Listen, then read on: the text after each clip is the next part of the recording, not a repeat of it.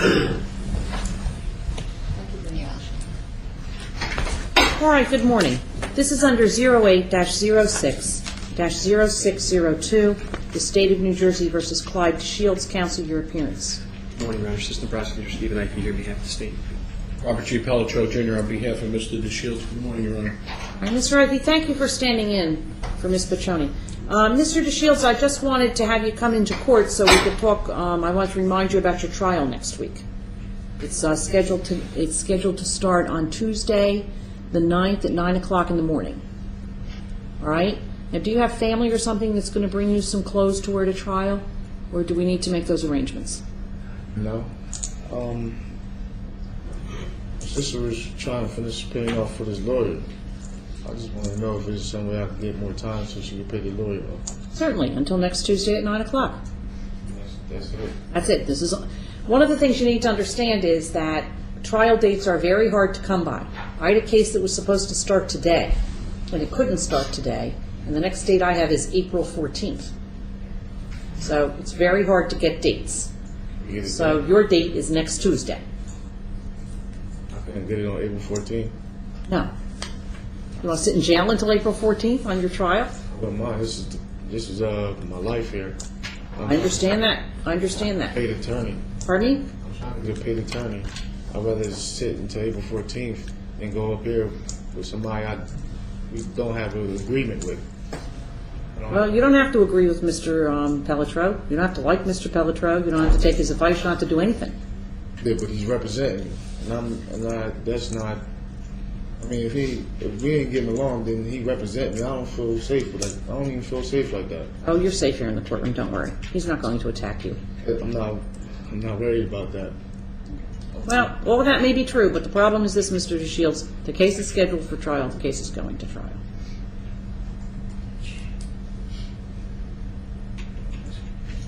So there's no way I can get another attorney to know. Only if the person's ready to move next Tuesday at 9 o'clock.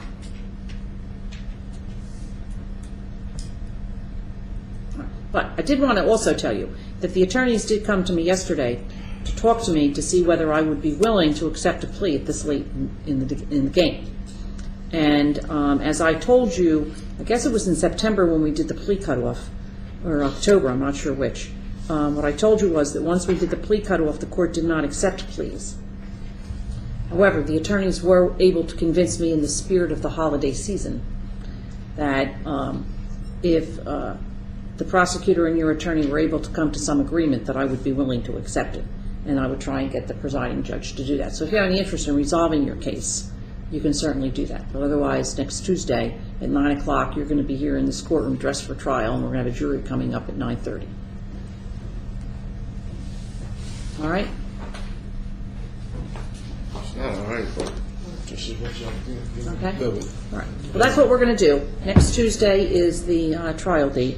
And if in the meantime you want to enter into some negotiations, you can tell your lawyer and he'll talk to Ms. Piccioni. Any other questions?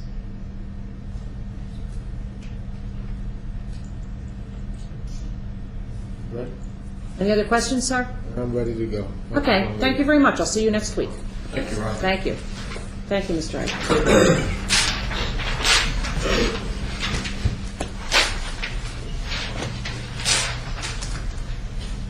All right, and now, under indictment 08-04-0441, we will proceed to the matter of the State of New Jersey versus Cheyenne M. Kushimir L.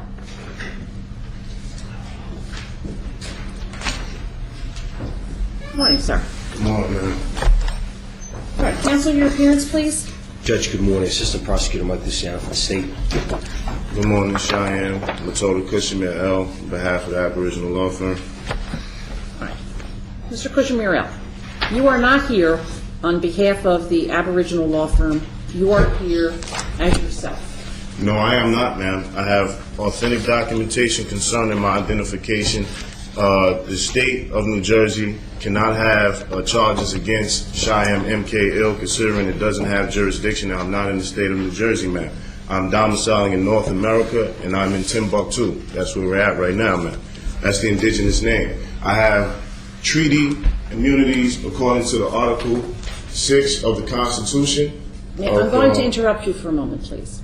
We will talk about all of those substantive issues and procedural issues in a moment. All right, man. No problem. You are not here as a representative of the Aboriginal law firm. You are here in my courtroom as a named defendant in a criminal indictment. Ma'am, with all due respect, ma'am, I'm not a defendant. With all due respect, ma'am, I am representing the Aboriginal law firm concerning this matter. If I may state for the record, Sir, ma'am. no, you may not. Listen to me. Objection. Sir, your name, please? Mayor KCL of First the of all- Marrakush Society. First of all, please have a seat. Secondly, I do not allow people to call out from the audience, so please don't do that. All right, well, objection, ma'am. Sir, Can't I do read. not allow people to call out from the audience. Please do not do that. All right, Thank you. okay, well, for the record, ma'am. No, I'm here sir, representing sir. the Marrakush Society. Hold on. Sir, do not call out from the audience. Please be seated and please be quiet. May you continue, ma'am? No. Okay. Sir, do According- not, listen to me. I have that sheet.